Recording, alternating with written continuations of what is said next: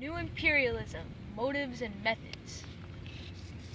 Europe's tradition of imperialism goes back to the 12th century. During the first part of the 19th century, the European powers continually strived to increase their influence overseas. The new imperialism was characterized by rapid territorial conquest. During this period, about 10 million square miles and 150 million people fell under the rule of Europe and the United States.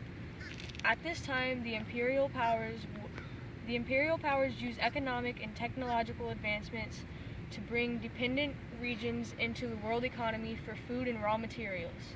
Essentially, Europeans and Americans were encouraged to extend their nation's influence overseas due to political, cultural, and economic motives. The majority of political motives for European conquest during this time were brought on by the desire to prove their nation's status. Examples include France, who sought to restore their nation's prestige after their defeat by Prussia.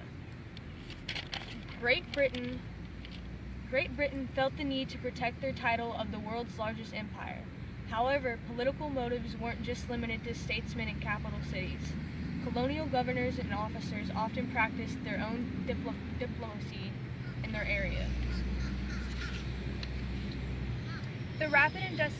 Among the political motives for conquering new land, there were also cultural ones. People of the time wanted to colonize in order to convert heathens or non-believers to Christianity, abolish slavery in Africa, and bring Western innovations and morals to all the world's people.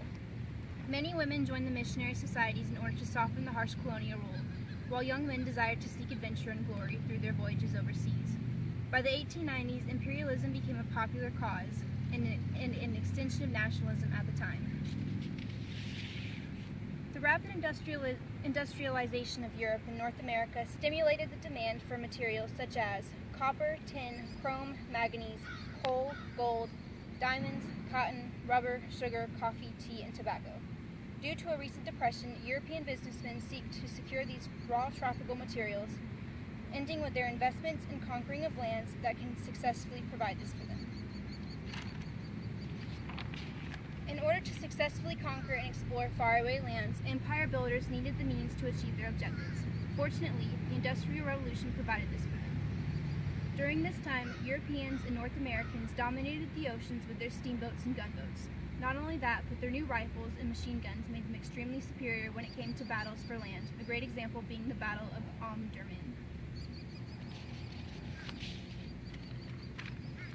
Once these colonial agents took over a territory, their home government expected them not only to cover their own costs, but also bring some profit for the home country, otherwise known as colonialism.